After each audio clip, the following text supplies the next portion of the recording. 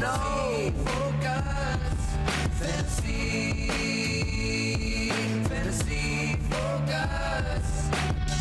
Welcome to the Fantasy Focus Football Podcast. The crew is here, Field Matthew and Stephania Bell, for a preview show on a Friday. What's that? It's a tradition like no other. It's a tradition like no other. Me trying to mess with my IFB and get that in while the show is starting up. I just want to take a moment to note that what I thought you were going to say was a tradition unlike any other, in which I try to introduce the show and you take me to task for something.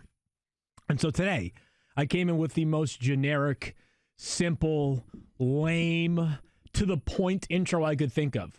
Welcome into the show. It's Field Matthew and Stephania. It's a Friday. And you know what happened? What's that? You didn't interrupt me. No, I didn't. Thank you for that. No, you're welcome. I appreciate you. Sure, appreciate you. You're appreciate doing well, everyone. my friend. You're doing well. Phil didn't know what to do with him, so he's like, and I have nothing else to say because I'm waiting for somebody to cut me off. You know what? Kyle raises a very good point. And thank you. What's that?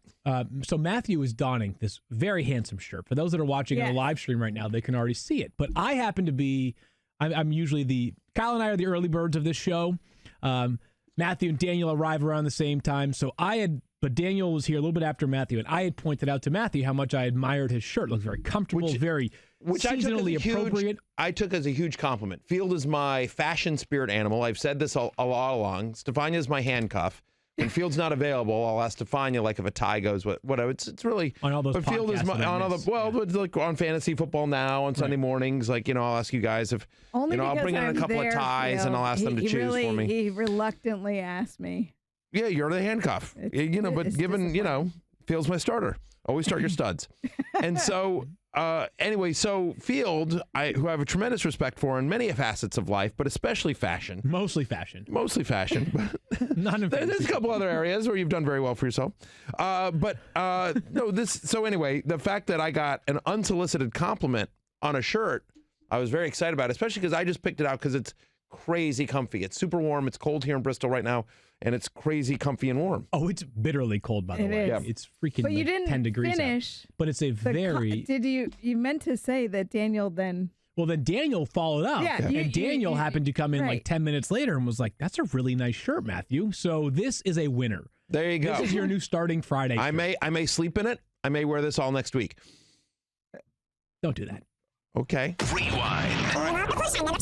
Fantasy news from the National Football League. This is the instant replay.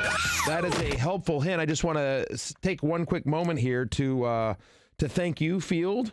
You, along with Tristan Cockcroft and Matt Bowen, the three of you all terrifically. You guys tag teamed and wrote Love Hate for me this week. And I want to thank Mike Clay, who filled in for me on Tuesday.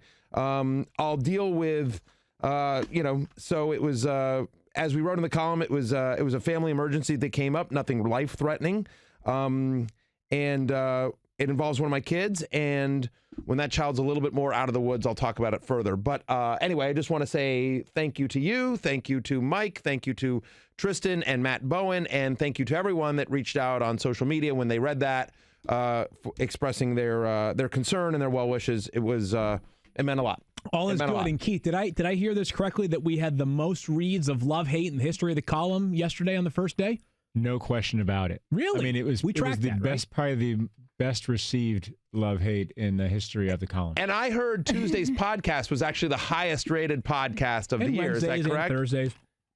That is accurate. And on top of that, I actually got stopped by Bob Iger in the hallway and saying the fantasy shows on Monday and Tuesday were the two best fantasy shows they've ever seen on ESPN Plus. I should, you know what? I should acknowledge that as well. I apologize, Daniel. So this thing that happened, this family emergency, happened while I was on set of the fantasy show. We had just started taping. We'd been about 10, 15 minutes into the show, and so I immediately had to leave and go to the emergency room, and so Daniel took over and hosted both shows, hosted the Monday and Tuesday show. So thank you, Daniel, for filling in. And you're well. I mean, Bob said he loved it. So that was sure. And everyone, and thank you to everyone in the entire staff of the fantasy show, the entire ESPN fantasy staff, and everyone here that was incredibly gracious and maneuvered a bunch of schedules and helped me out. ESPN does a lot of great things, but they are unbelievably supportive when things happen in real life. So anyway, my thanks to the entire company, and specifically the staffs of this podcast, of the Fantasy Show, and the editorial department of ESPN Fantasy. But listen, knowing the huge success when I wasn't here, can I leave? Can I Trent Williams? Get the heck out of here. I was going to let you go. I was going to. Yeah. But I don't think we can lose that shirt on today's show. Great point, Daniel. Great point. All right, we've screwed around long enough. Let's get to some football. We start with Thursday night's game when the Raiders improved to 5-4. 26-24 is the final score. Couple of takeaways maybe from last night. We can go a few different directions. We want to talk about Tyrell Williams a little bit. I'll hijack that just for 1 second to say that Melvin Gordon appears to be all the way back. Yeah. Melvin Gordon ran explosively last night. He found the end zone. He had how many catches? 2 catches last night. 1 catch for 25 yards. It was a long. He sort of it was the eyeball toe test. tap down. If you watched him, you're like, oh, I remember that guy. That's right. That's what you saw. You Breaking tackles, spin moves. I mean, it really 100% looked like looked explosive, looked tough to tackle, looked like Melvin Gordon 2018, looked like the guy we remembered. Yes, so good news there. And if you have been, I think most people who drafted him were able to play the long game because of the fact that they got him at such a discounted price. Sure. He was a reasonable bench piece. You feel good about that going forward, including Stephania Bell. But I think the concern here, and concern is maybe not the right word, but so in a game in which, listen, the Chargers were competitive, obviously, and they just lost, last second there. Melvin Gordon got 23 touches. Austin Eckler got 8.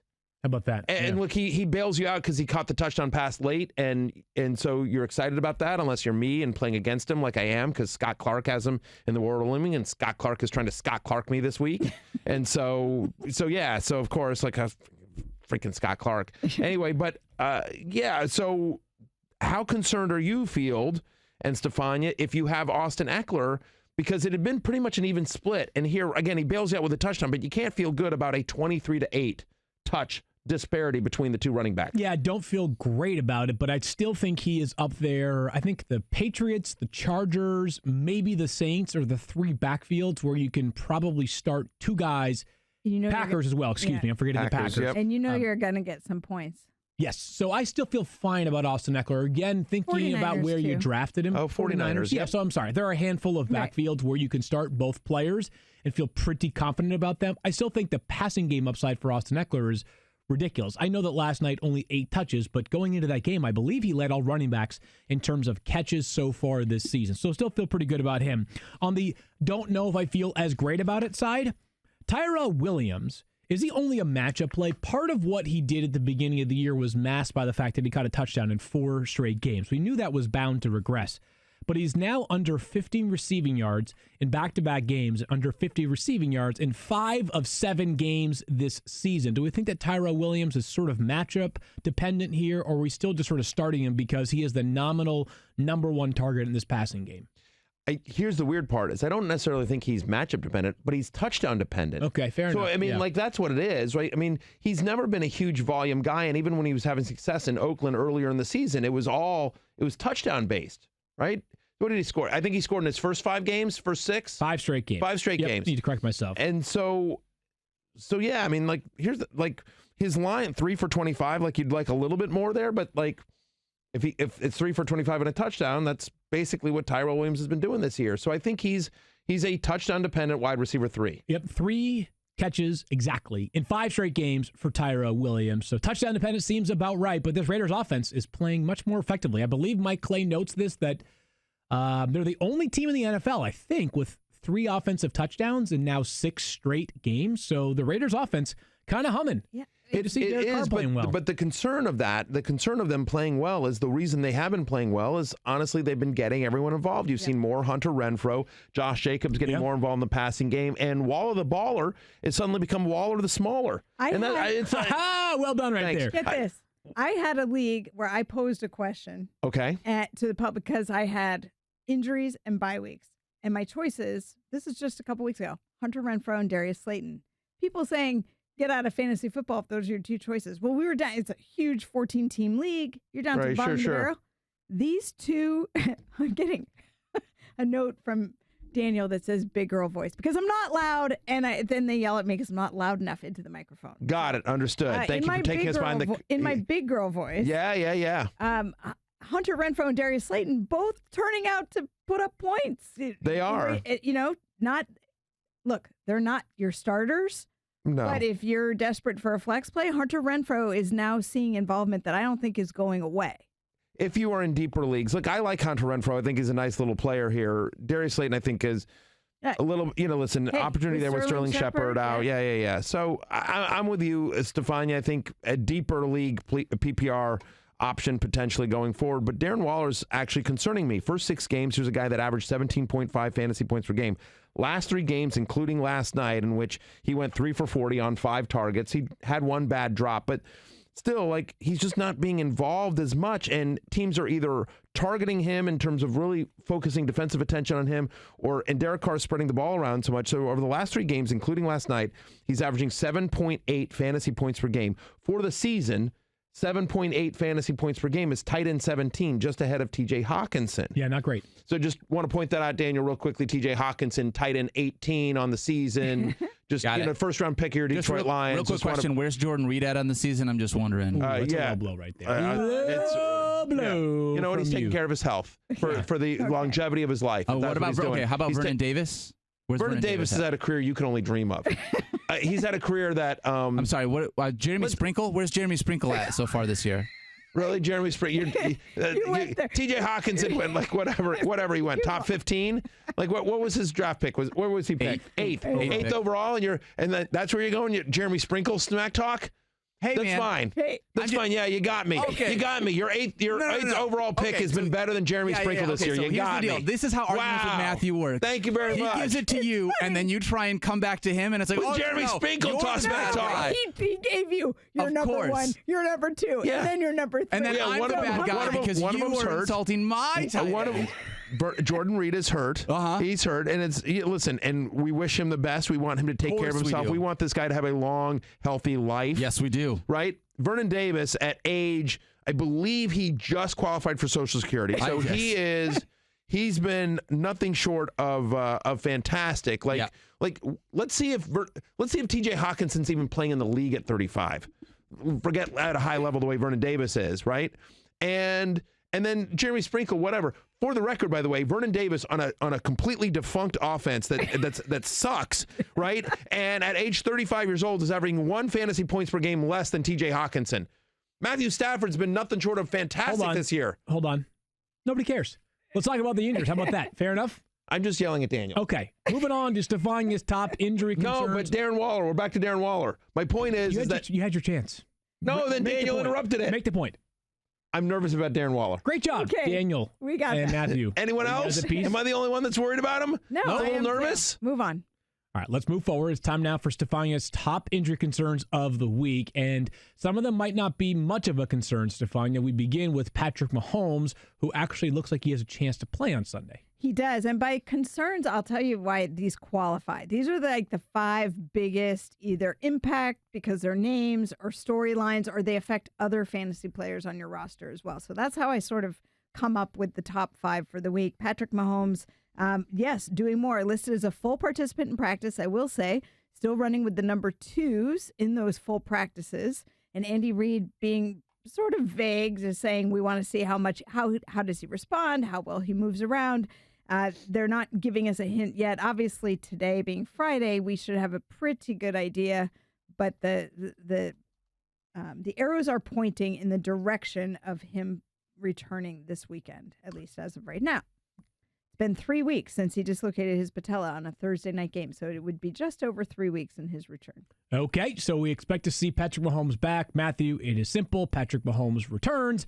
You start Patrick Mahomes. Titans defense is actually fairly tough, but it's Patrick Mahomes. It's the king. You feel great about that. Hashtag analysis. Thank you for that, Stephania. David Johnson. He also has been participating in full practices so far this week. You think he'll be back? Well, he says he'll be back. He says he's definitely playing. You hear that? Arizona Cardinals Twitter handle? Yeah, he's definitely playing. He's missed the last 2 games, obviously, with the ankle issue after he stepped on the field and played 3 snaps. So this week against Tampa Bay, full David Johnson. And there you go. Okay, Matthew, I know some people are a little bit concerned because that Bucs run defense is really, really good. But you and I are actually fairly bullish on David Johnson this week. I think both of us feel as though, yes, it's going to be hard to run the football against them. But yes, David Johnson is one of the best pass-catching running backs in football. Weeks 1 through 6. So don't count the Week 7 game in which he laughed at, you remember that Week 7 game where he was only going to play in an emergency and Cliff Kingsbury decided that a 0-0 tie in the first quarter was an emergency, and so David Johnson played and then left early, and then Chase Edmonds started, and then the Twitter account trolled all of us. I don't remember any of that. Anyway, so forget that game. Yeah. Forget that game. So weeks 1 through 6, David Johnson ran averaged 27 routes run per game. And so right now, among qualified running backs, Le'Veon Bell leads the NFL among running backs in 27 routes run per game. So he would be tied for, those first 6 weeks when he was healthy. He was a guy that was running a bunch of routes. You think about the Arizona Cardinals offense and what they found in Kenyon Drake. My expectation here is that you see Drake do some of the running. They'll switch off the running, but David Johnson's going to be involved a lot as a pass catcher in a great matchup against a secondary that can't guard anyone. If David Johnson's active, you're starting David Johnson. The follow-up to that, because a lot of people are asking, is what do I do with Kenyon Drake? Chase Edmonds obviously still. What do I do with Kenyon Drake? Okay, so what do you do? I'm asking you. Well, I wouldn't be starting him unless I was absolutely desperate, because I think David Johnson's going to assume his role as being the feature back. I don't know how much work is left for Kenyon Drake. I will say that I projected David Johnson lower at the start of the week because I wanted to see how he did with full practices. Okay. And how Arizona sort of played it. Like, were they going to be careful in bringing him back? Was there going to be any sort of a snap count? All the chatter is that he comes back, he's fully back. So to me, that makes Kenyon Drake's value go out the window for me unless I'm absolutely desperate to change pace. See, I'm okay with him as a flex because I think there'll be enough work there again. David Johnson will get a workload here, but I think this is a high-scoring game. I mean, remember, the over-under, I believe, is 52 at the moment. And so I haven't checked the most recent line. One of the highest on the board. It's one of the highest. It's one of the highest on the week. So my expectation is that Kenyon Drake, after how well he played last week, doesn't go away. And then you think about 6 teams on a bye, and you're just scraping around for anyone with a pulse in some leagues. And so scraping. Yeah. And so I think I believe that Kenyon Drake is a viable flex play this week, going up against Tampa Bay in that pass defense. Again, Kenyon Drake can be used in the passing game as well. So there's certainly some risk there with Drake, but I think we're going to talk throughout this show, Field, about different guys that are, sort of borderline flex plays that you don't love in a normal week, but given how many teams are on a bye this week, that you kind of if you squint your eyes, you can sort of make a case for it. And I think Kenyon Drake's in that class. James Conner Stefania seems like the first player on this list so far that is an actual concern. Yeah, a real concern, although the week started out sort of positive. He was back in practice, and then he didn't practice at all on Thursday. And now it's sort of the tea leaves are sort of pointing to him potentially not playing. This is complicated because in terms of their running back situation, obviously Jalen Samuels is the go-to. For fantasy purpose, he's the number one. But Trey Edmonds, who ended up leading the team in carries last week, he's banged up with a rib injury, didn't practice either day this week, so he may not be available. Benny Snell's still out with a knee injury. They signed re-signed running back Darren Hall to their practice squad. Obviously, they need people on the field to practice this week, but I think it's going to be a workload for Jalen Samuels, who ended up being big in the passing game for them last time. Yeah, I would agree with that. I mean, I think Jalen Samuels is a borderline RB1, a top 12-ish kind of play. Yeah. Number 10 for me amongst running back ranks against the Rams this weekend. 13 catches last weekend, Matthew. How do you ignore this guy? I don't think you can. I think, I haven't adjusted my ranks to account for James Conner yet, but Jalen Samuels will be moving up. So anyone seeing the video may say, why do you have him at 17? I think he's higher than that. So after I always do update my ranks after the Friday practices, and we get a much better sense of who's in and who's out. So Jalen Samuels will certainly be moving up. Remember, Jalen Samuels, so far in his career, when he's gotten at least 10 touches, he averages over 18 fantasy points per game. We expect him to get over 10 touches against the Rams in a game in which they're going to need to throw to keep up with L.A. No question about that. Stephania, A.J. Green, this has been a weird one. We talked to you on Wednesday, and at that time, there was a lot of optimism. Since then, not so much. I was full of optimism, and part of it was because of how A.J. Green sounded and the kind of work that he was doing. But Do you guys remember when he had this ankle injury and I said, everybody was talking about how long until he comes back. And I said, it's not even how long until he comes back. My worry is once he does, is this ankle going to continue to be a problem? That concern has manifested itself before we even ever got to game participation, because as he increased his activity, he ended up having recurring swelling in his ankle. I said all along that I thought there was a joint issue here that had the potential to be problematic for him.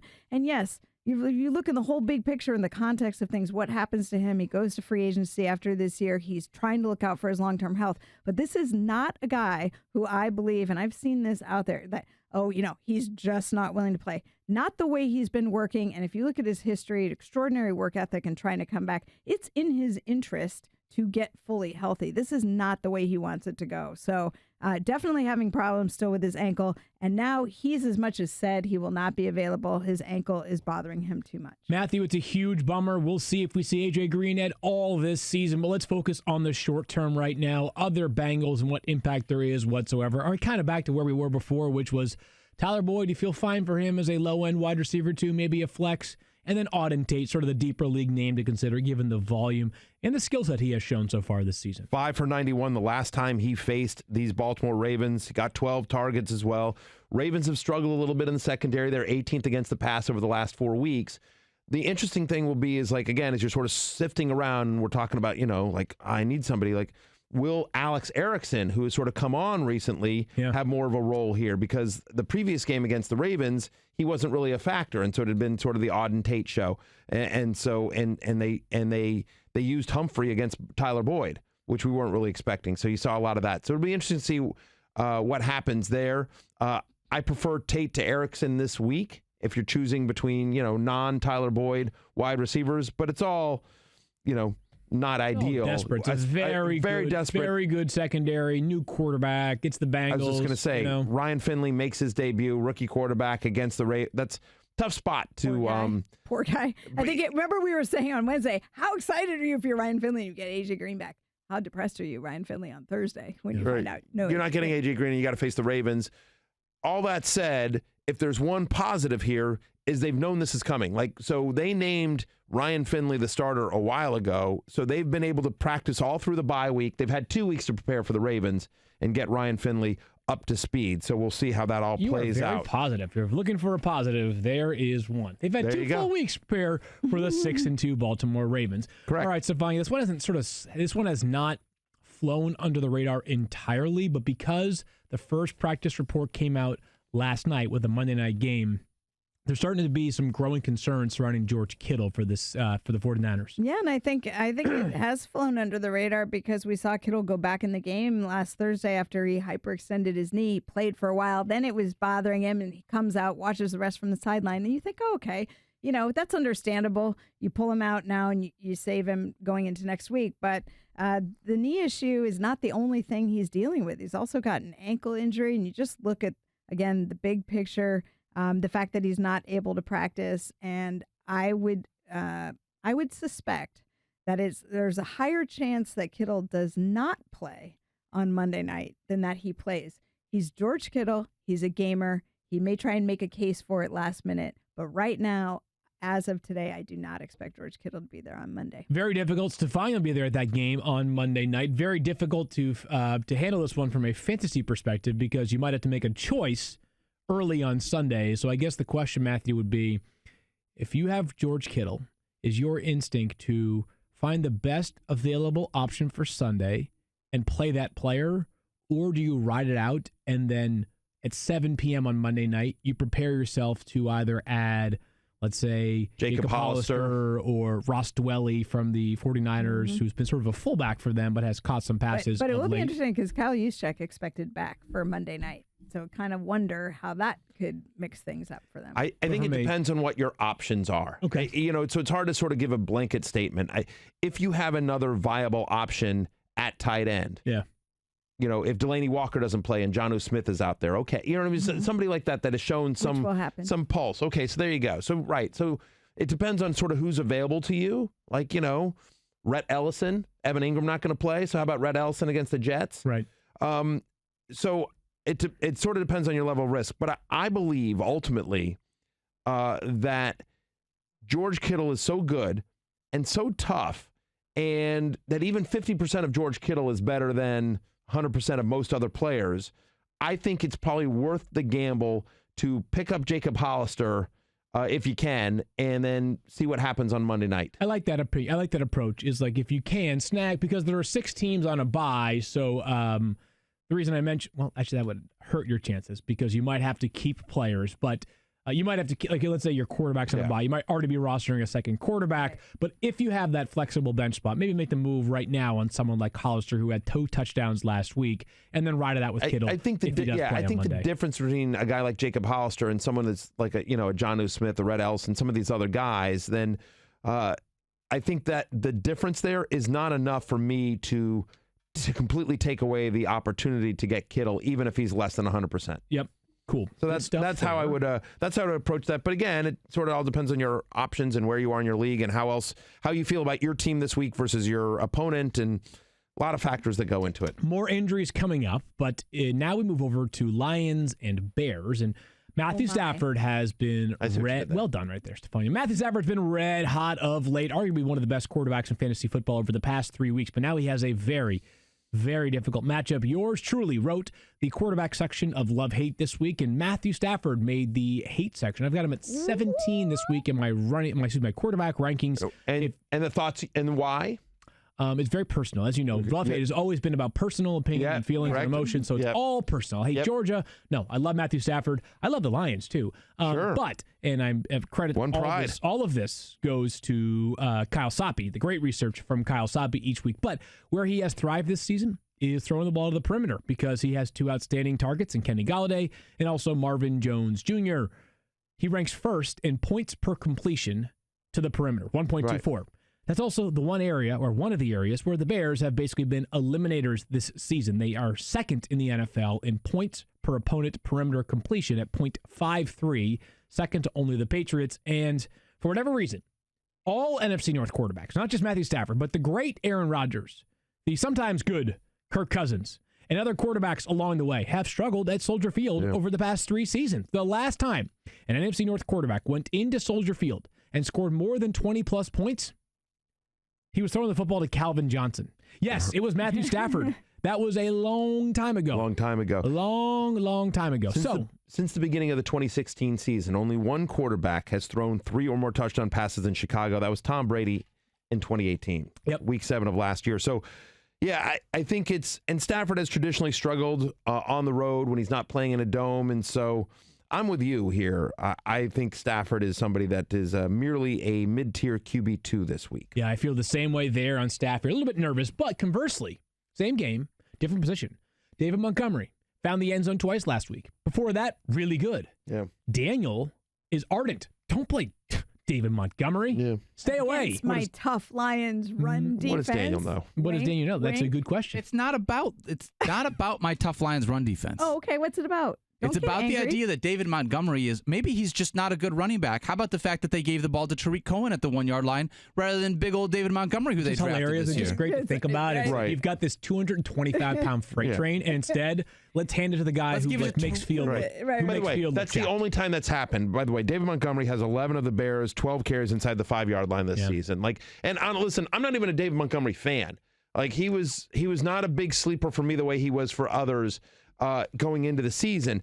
All that said, he's their goal line back. And that's what's kept his fantasy value afloat, is that they keep giving him chance after chance after chance when they get in close. I mean, look, he's averaging, since week 4, he's averaging 13.9 fantasy points per game, and yet he ranks 37th of 43 running backs in yards per carry over that stretch. I mean, so it's just been a volume thing with him. Yeah, so right? it's Trent Richardson is what you're saying. He, honestly, the underlying number, I think he's a little bit better than Trent Richardson. But yeah, I mean, underlying numbers suggest sort of that I don't think it's all on David Montgomery. I think it's the offensive line. I think the whole offense candidly is broken. Totally. And that's it is not just about David Montgomery hate, but without having Mitchell Trubisky in that passing game is not thriving. So obviously teams are going to want to key in and stop the run. So but I don't know. I think he's a top 20 play this week. Just again, given the other options that are out there, given the volume that you expect here, I'm not really that worried about Detroit. I mean, over the last 4 weeks, they're 30th against the run.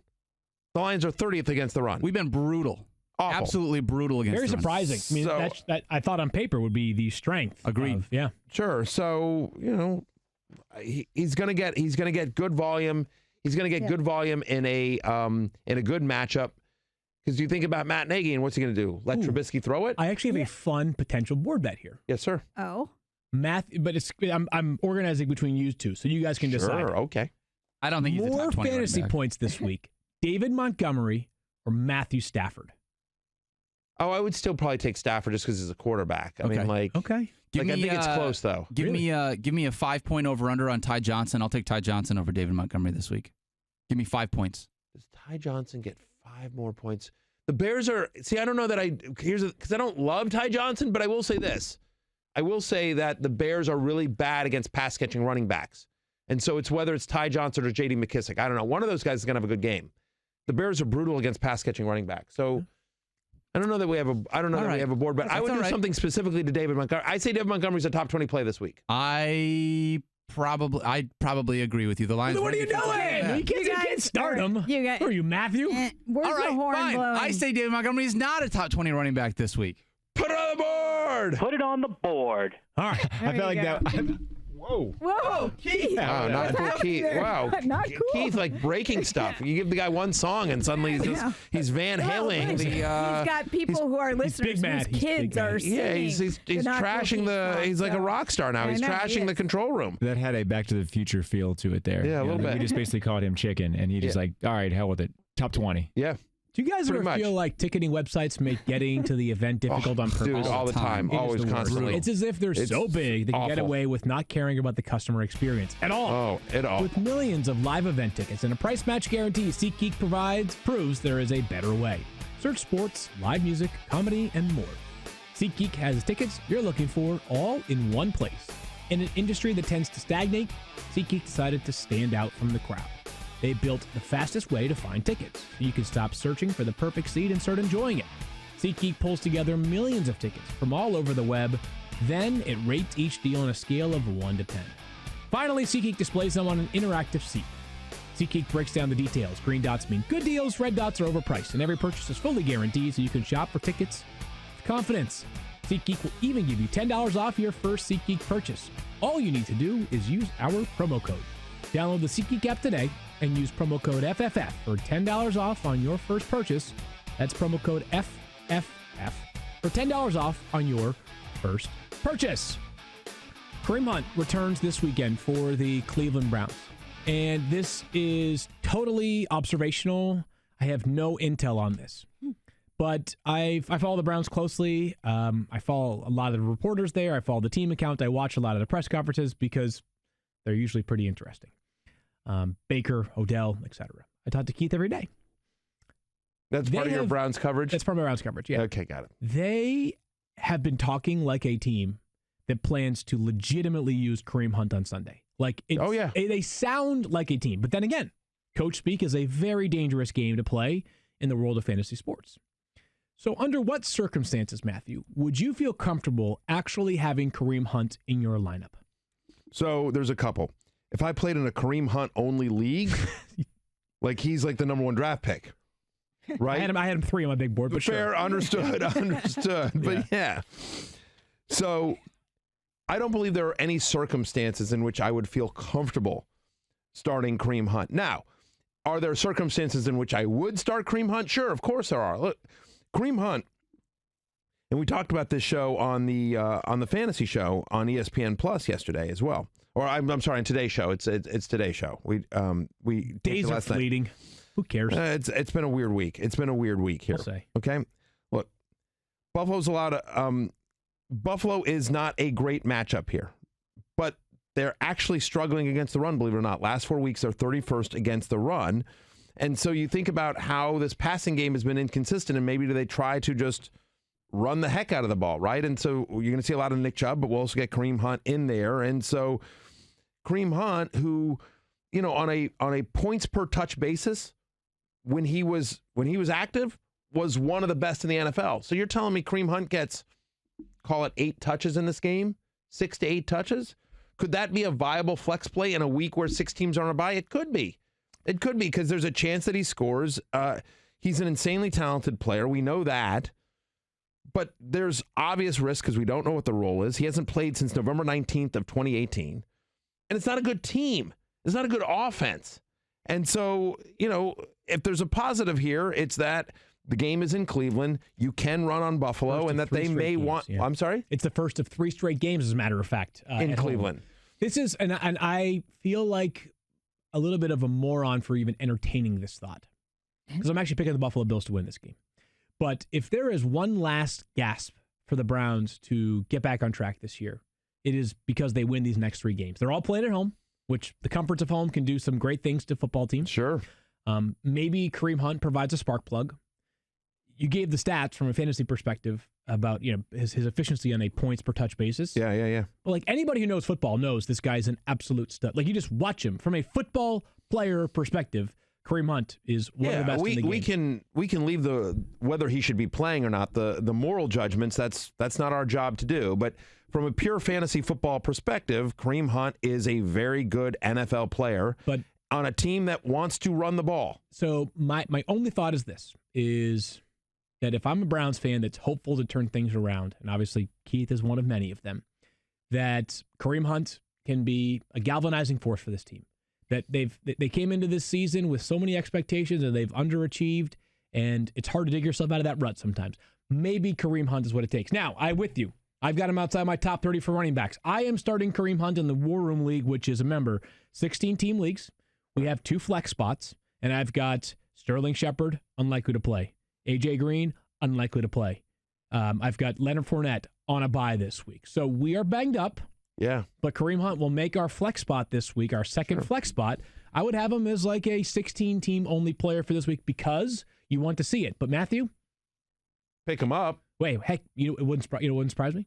Wouldn't surprise me if next week we're talking about Kareem Hunt. I mean, I should say I'm not necessarily guaranteeing this, but if we were having the conversation next week of Kareem Hunt and Nick Chubb are both top 25 running back plays, you wouldn't be surprised. Would not at all, especially given how much that passing game has struggled. And you think about this matchup here again. Last 4 weeks, Bills 31st against the run, the 3rd against the pass. So how do you attack Buffalo is you run the ball. Yep. And Thirsty Kyle throws up on the screen. I didn't have the exact number off the top of my head. So Kareem Hunt averaged 1.11 points per touch in 2018. That was one of the highest rates in the NFL. He gets 10 touches. Like, that is a very viable flex play. It's going to be hilarious when the Browns give him 4 carries for 18 yards on Sunday. That's just, like we've talked them all 4 carries for 18 yards, and 2 of them are touchdowns, though. Okay, watch that works. Do that. Like, I mean, I just, again, I know. Nick Chubb's going to get his. It's just whether they want to go more run heavy to take some more pressure off of Beckham and that offensive line. Let's move along to another game involving an AFC North team. That's Beckham, Baker, and the offensive line, I should say. Yep. The Steelers are hosting the Rams. Steelers are now 4-4. The Rams are coming off of their bye. We'll talk about the Rams in a second, but are you benching Juju Smith-Schuster? I'm outside my top 20. Yeah. So he's not a must start if that's the question. So over since week 4, he has just 1 end zone target. 1 end zone target. It's downright Odell Beckham-like. He has under 20 receiving yards in 3 of his past 5 games. Mason Rudolph ain't it. That's not it, dude. No, right? No. So you might. Is not made for Juju. Since week 6, the Steelers are 26th in pass percentage. Right. The Bills pass more often than the Steelers since week 6, right? And so, the Rams have a pretty good defense, and while we don't expect Jalen Ramsey to shadow Juju Smith-Schuster when he goes into the slot, he'll take care of him when he's on the perimeter, and there's nothing that we've seen. Mason Rudolph was decent against Miami after a slow start. Ish, yeah. Ish. I mean, but that's the thing. He was decent-ish. He was decent-ish. Yeah, I agree.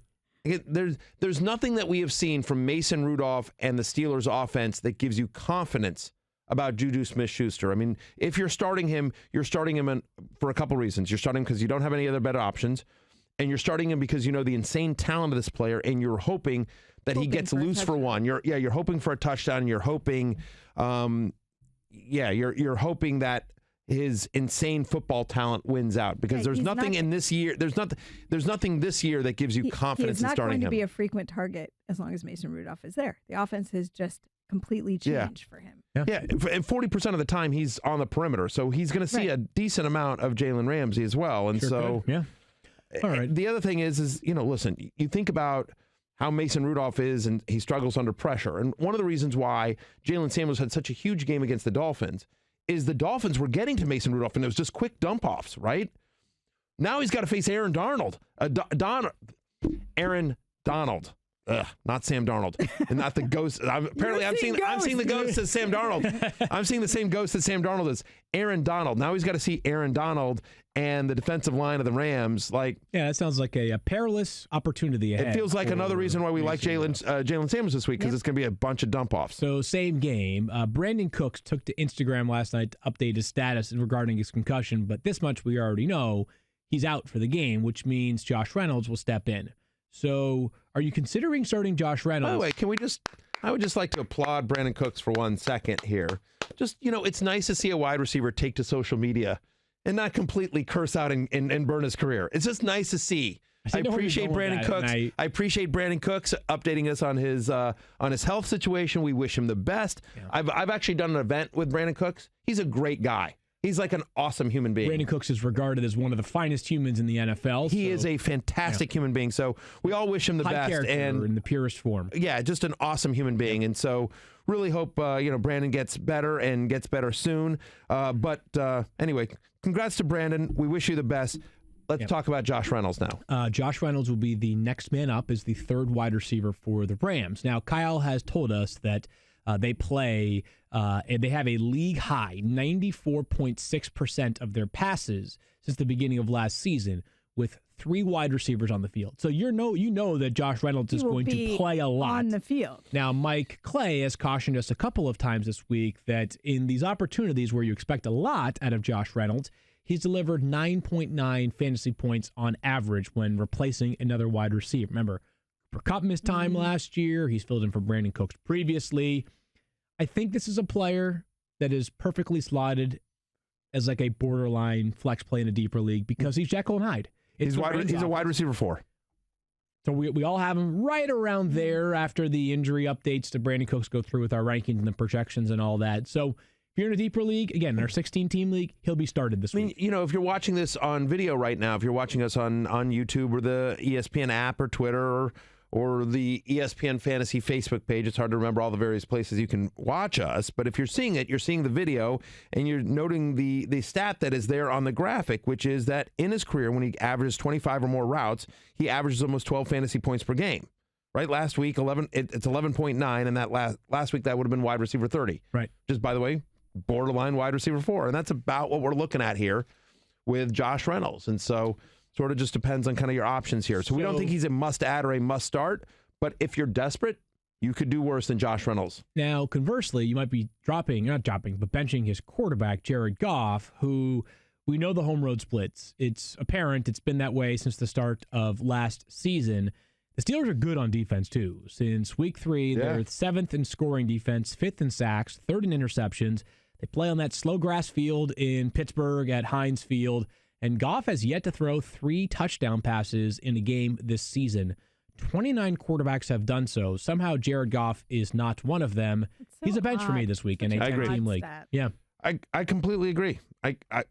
Look, he's been bad on the road. The Steelers, the struggles that Pittsburgh has been offensive, not defensive. Right. The secondary is playing very, very well, and they get pressure after the quarterback, and so I'm with you. It leads perfectly into sort of a modified version of Field and Stream this week because there are 6 teams on a bye. You've got somebody like Jared Goff in a bad spot matchup-wise. There are other quarterbacks that are in a bad spot matchup-wise, which leads us to our Week 10 streaming options. And you're without Carson Wentz. You're without Deshaun Watson. You're without Tom Brady. Right. Yeah. Those would be the ones on a bye. I know, but I just wanted to name them. I just wanted to prove to everyone that I knew what teams were on a bye. Gotcha. Yeah, sometimes this is win. Yeah, that's right. Sometimes I want to show off my knowledge. I just want to I wanted to be like, that's right. That's right. I did it off the top of my head. So let's that was only 3. Walk through some options here. Well, you've also got the Jaguars on a bye. You've got the Redskins.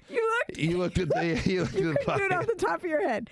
Okay. I didn't know that. Sorry, guys. but it was Week fun. 10 streaming options for quarterbacks. We'll start there. And then we'll introduce a couple. Brandon Allen, Dwayne Haskins, and Gardner Minshew is on a bye. Stream. No, I'll do it. Stop it. You stop it.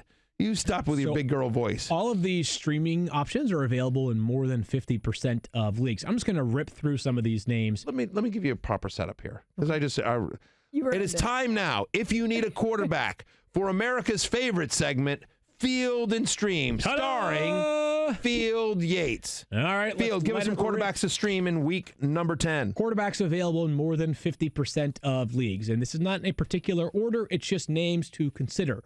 Ryan Tannehill, who plays the Chiefs on Sunday, understanding that Ryan Tannehill has to score to keep up against Kansas City, who we expect to have Patrick Mahomes.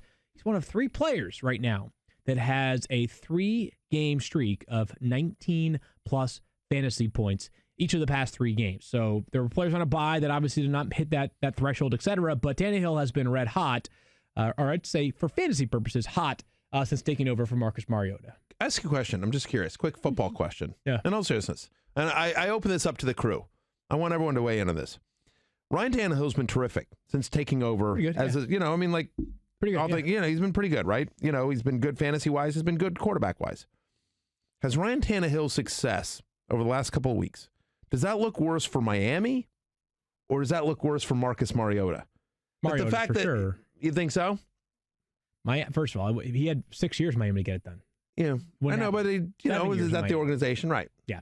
You think it looks worse for Marcus Mariota? No question. I don't think it's Stephania? 100%. Yeah. Secret Squirrel, you want to weigh in on this? Nope. I'm arguing with Keith about something totally different. Moving along here to other streaming options. I agree with you, by the way. I think it does. It looks terrible for Mariota, who was, Sam Darnold and Daniel Very high Jones draft will pick. be in the same stadium on Sunday. The Jets, technically the home team for this game at MetLife. No word on whether the Cats will be available. But Sam Darnold. They haven't found him yet. They haven't found those cats. They haven't found the black cat yet. Found there that was black an cat. update. But in any event, Poor Sam kitty. Darnold has not played great in good spots recently. However, there have been 7 times that a quarterback has scored over 20 points against the Giants this season. Daniel Jones, over the past 2 weeks, the last 2 weeks, quarterbacks against the Jets have totaled 47.7 fantasy points, 567 pass yards, and 6 passing touchdowns. And I will mention that in the 2 good spots this year for Daniel Jones, the Bucs and the Lions, he's crushed it. In the other spots, he has not played so well. There seems to be a bit of a trend there. Last one is Jimmy Garoppolo, who was quarterback 2 last week. I've heard of him. And the Seahawks right now are very generous to opposing quarterbacks, as we saw with Jameis this past Sunday. As for some streaming defensive options, believe it or not, the Jets, who face the Giants, have scored 10-plus points in 5 straight games. I would not have expected that, but that has been the case for the Jets. The Giants play the Jets, and the Jets are an absolute disaster. Remember, the Giants, in a good spot in Week 4 against the Redskins, were the number 1 scoring defense. So there's been some precedent of them taking advantage of a really, really good matchup. Meanwhile, the Browns, we talked about them earlier on from an offensive standpoint. They have the 3rd highest pressure rate, and Josh Allen owns the lowest passer rating when pressured so far this season. Those are all names to consider if you're looking to fill in for the Patriots, who have been outstanding, obviously, as a fill-in defense this year, or a starting defense this year, the Jaguars, and some of the other teams on a bye that have been close to fantasy relevant for defensive purposes. Now we go back to Stephania, and here are the injuries, Stephania, that aren't necessarily less significant, but sort of a quicker blurb on them because we have a little bit more clarity, I would say. Yeah. So we'll start with Le'Veon Bell, who ended up getting his knee looked at this week. Took a big hit in the 4th quarter of last week's game. Adam Gase said he was pretty banged up, pretty sore, and he didn't practice on Wednesday, but he did make it back on Thursday. Limited practice. Gase has said that he expects that he will play this weekend, so it looks like Le'Veon Bell will go. Obviously, all of these, the caveat is double check. Trust is the wrong word, but you study this stuff much more closely than I do, Stephania, because we know there are certain coaches that are very clear with the media, and there are other coaches that a little more cagey. Yeah, no. Where would you put Adam Gase on the super honest to a little more cagey scale? Kind of middle of the road, and I think that it's all too in the context and the presentation. I think he was just saying, he expects it. He called him sore. I think once they got the word there was nothing structurally wrong with his knee, right, it then shifts everybody's feelings. Like, okay, so it's about pain management, everything like that. Yeah. Maybe a slightly reduced role. I think they feel pretty optimistic. I would say very quickly that if you were trying to handcuff Le'Veon Bell, I've seen some people picking up Ty Montgomery. My expectation is at this point it would be Bilal Powell, who the last couple of weeks has been the second guy in. So just if you were looking to handcuff him, that'd be the guy. Moving on to Adam Thielen, the Vikings. Remember, he missed week 8, and then he aggravated the hamstring injury that kept him out week 8 early in last week's game. This really looked like exactly the kind of thing the Vikings did not want to see. Remember last year with Dalvin Cook? I keep going back to that because that was when you have a hamstring injury that becomes chronic. That's what it looks like. And you have to think, after that experience with Thielen stepping in and not being able to go, that they're going to be really conservative now with him. So not practicing. I don't expect him to play this week. Keep this in mind. They have a bye in week 12. Yeah. And so this might not be the only week you don't see Adam Thielen. If you're thinking about it, it might be this week and next week as well. And then they have a bye in week 12. So you'd be without him for 3 more weeks. Moving down to Dallas, Amari Cooper with his knee banged up. And there was some real concern about what was going on. Now, not as much. So looking like Amari Cooper will be back. Sterling Shepard, we already alluded to his situation with the concussion issue. Obviously, last week we got news on Sunday in our show that he was not going to play Monday night after he had actually cleared the concussion protocol. Just a reminder that these things can go sideways when you're dealing with this kind of injury. You can be feeling well, and then all of a sudden you're not.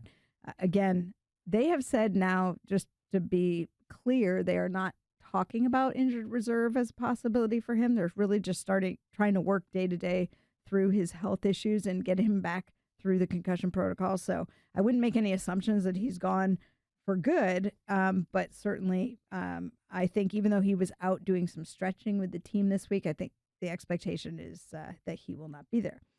Evan Engram, same team, midfoot injury. These are the ones that are really problematic because they can start off looking like not such a bad thing. Now, I've seen a few things written, and let me just clarify. Midfoot injury, reportedly Evan Engram had what they called a low-grade midfoot sprain. And then I saw some places that it was written, well, thank goodness it's not a Lisfranc injury. It is. If you have an injury in the midfoot, you have a sprain in the midfoot, it is a Lisfranc injury. But there is a wide range of severity. If it's considered stable, then it's not a surgical situation. You let them rest, you rehab, and you hope that they can come back without anything significant. But that range of return, guys, is 2 to 8 weeks. So when you're talking about what's going to happen with Evan Engram, it's not going to play this week, but there's no way to put a lockdown on his time. And then lastly, Delaney Walker, still out likely again, unless something changes drastically today. He hasn't practiced yet this week. Obviously, Juju Smith has stepped in. This is his surgically repaired ankle that's been a problem for him. So they're definitely not going to push it. So obviously you're going to need to make other plans if you have Evan Engram. The tight end position just gets super thin in an already thin spot. And again, brutal. 6 teams on a bye. No Zach Ertz, no Dallas Goedert, for example. No Darren Fells, for example. No Jeremy Sprinkle, also not playing this weekend. We're going to come back and talk about the Colts and the Dolphins game. But before we get to that, a quick word from our friends at the Fantasy Show. Time now for our daily reminder to don't be this guy, Secret Squirrel. And today's submission comes from Christian. After he lost his fantasy league, he had to crawl around Mardi Gras in New Orleans in this cockroach costume. Now, I've seen a lot of weird stuff in New Orleans, but I don't think I've ever seen a cockroach costume. I don't think I have either, but here's my real question. Yeah? Who would you take in a fight, the cockroach costume or Statapiller? Cockroach and a TKO. I totally with you. Statapiller couldn't last 1 hour in New Orleans. Statapiller's such a baby. He'd have half a hurricane and he'd be done. Oh my gosh. Stupid idiot.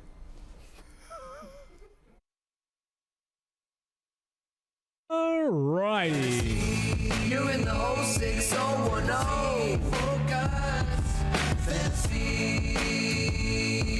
Fantasy focus.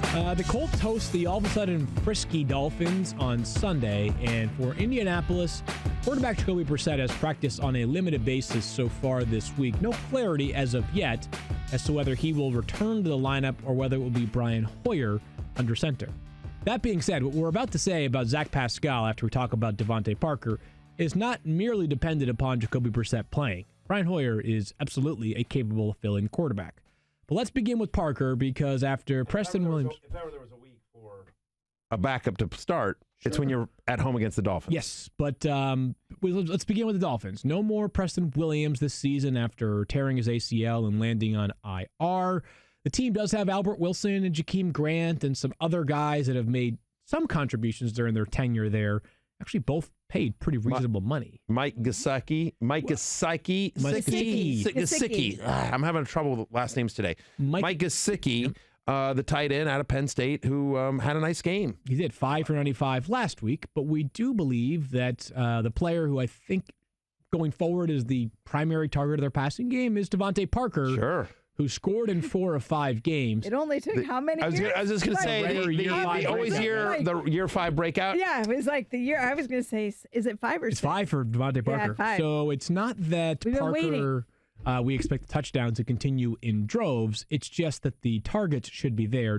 Preston Williams was up like 8+ targets per game. So Parker cracks he's a flex play now. He has sort of worked his way into wide receiver 3 or flex consideration, depending on your league size and what your other options are. He has actually shown really well, and this Colts defense is solid and tough and definitely exceeds expectations regularly, but this is not the Patriots or the 49ers secondary that DeVante Parker and Ryan Fitzmagic are going to be thrown against on Sunday.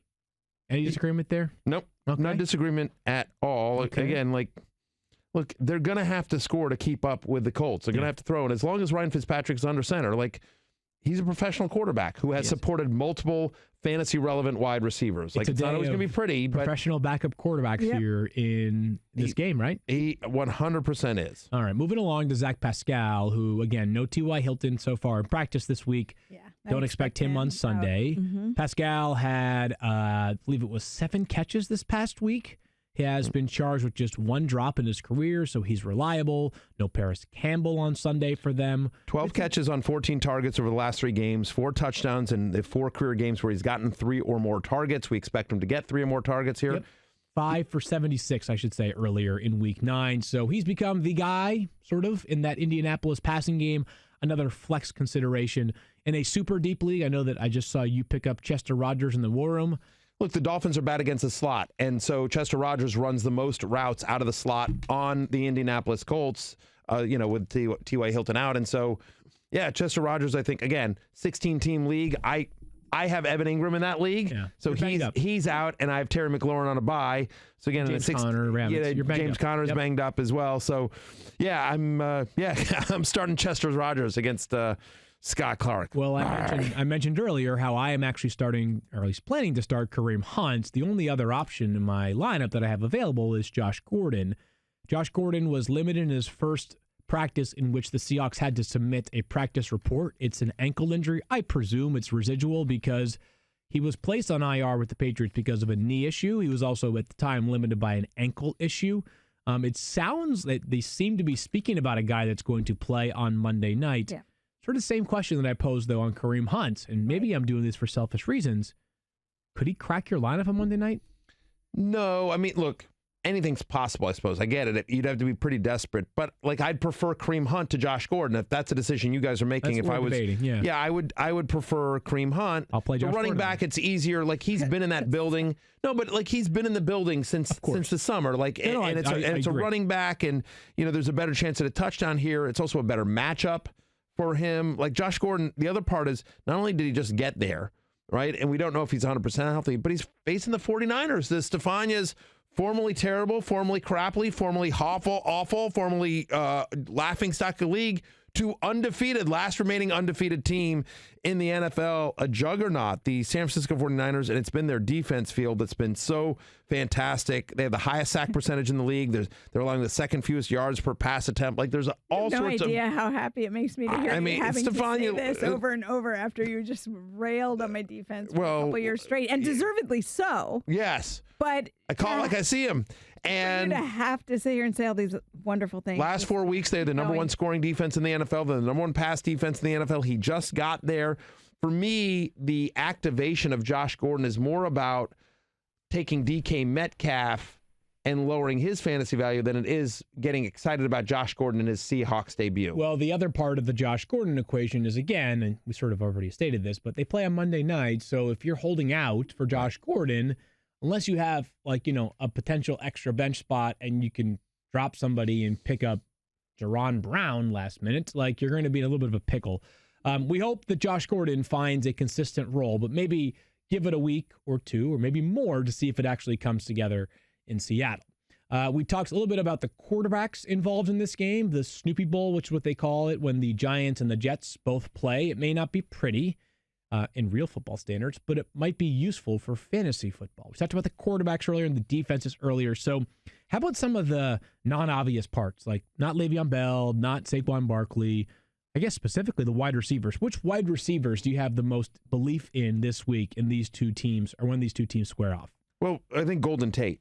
That's number one. Yep. Yeah, Golden Tate. I mean, look, he's had at least 6 targets in every game so far this season, 14 catches on 16 targets the last 2 weeks. No Sterling Shepard, no Evan Ingram in this one.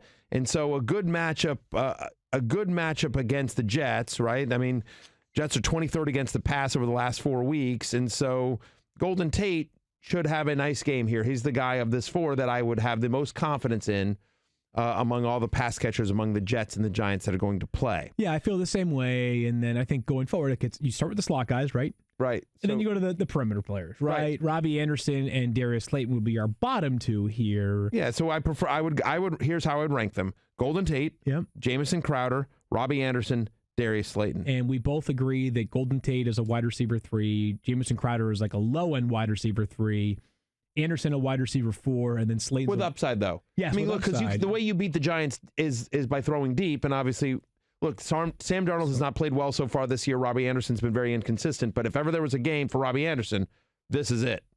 God, I hope so. I hope the light turns on for Robbie Anderson. He's now got 7 games left in his restricted free agent season. He's potentially going to cash in March, but he's got to play really well down the stretch for the Jets. We had some fun the last time we picked the game between the Jets and the Dolphins last week. It may not be pretty, but somebody has to win. Would you guys like to pick this game for fun? I will take the Giants. I'll take the Giants as well. I don't feel that strongly about it, but I guess I'm taking the Giants. Use your big girl voice. Sweep. I know. I'm trying to mumble it. Yeah, exactly. It's tough because I think I don't trust the Jets. Am I supposed to should I just be contradictory just to do it? Well, you're exactly where I was. Where do I play contrarian? But you know what? Yeah, I'll take the Jets. There you go. Wow. Okay. Daniel Dopp said with strong conviction right there. All right, we got Daniel taking the Jets. The rest of us are taking the Giants. A few reminders. Fantasy Football Now is on Sunday, and as far as I know, we are on our regular 10 a.m. Eastern Time. That's right, ESPN 2. ESPN 2. We'll be there with all the latest information. Certainly a lot of question marks going into Sunday. Yeah. By the way, a lot of questions. By the way, speaking to the by the way, we didn't even mention this just as long as we're on this game, but the Fantasy Life app, the alerts absolutely crushed. Just got one. I got one 24 minutes ago while we were doing this show. Adam Gase says it looks good for Le'Veon Bell and Chris Herndon to play on Sunday. That is a tweet from Brian Costello. That's good. That reinforces what we said about Le'Veon Bell. Chris Herndon is a guy we've been watching for 2 weeks. Remember, we thought he might be active and then not playing. That's where we were a week ago. So we knew he was making some progress coming off the hamstring injury. But there's help for somebody who's thin at tight end. If he maybe was dropped in your league, I'm a little cautious, a little nervous on Chris Herndon. Although again, desperate times call for desperate measures. 6 teams on a bye, other injuries. If someone already snagged someone like Juju Smith, for example, but really looking forward to Chris Herndon, who is one of my favorite keeper tight ends in fantasy football. There's a lot of talent to be tapped into. It's just a matter of whether he gets healthy and the Jets decide they want to run a functional offense. As we mentioned, Fantasy Football Now, the fantasy show is on ESPN Plus right now. It is indeed. Go check out the Love-Hate tag team written by Field, Matt Bowen, and Tristan Cockcroft. So check that out. You know what? I read it right away when I saw that. It's the most read version of Love-Hate in the history of ESPN.com. I try my best to write like Matthew, which we'll see. You guys can decide what you think about that. You guys can decide whether it was an effort in vain or whether it was an effort that actually worked out in my favor.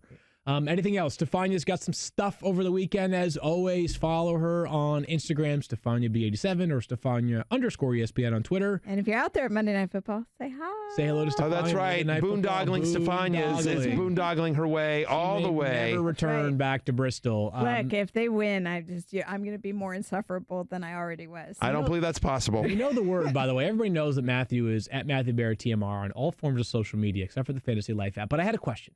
Yes, sir. You created this app, right? Yes, I co-founded it. Yep. Okay, you co-founded this app.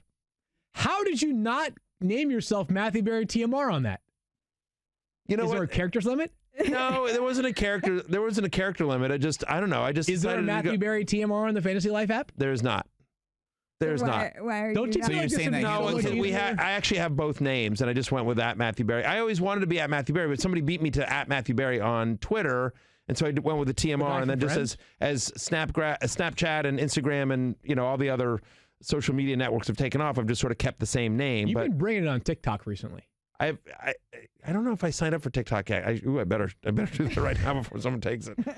Thanks, Field. Yeah, thanks, Field. Russian bot at Matthew Barry TMR. Yeah, right, exactly. All right, Matthew needs to change his name on the Fantasy Life app. Other than that, we'll talk to you guys on Sunday. Peace out.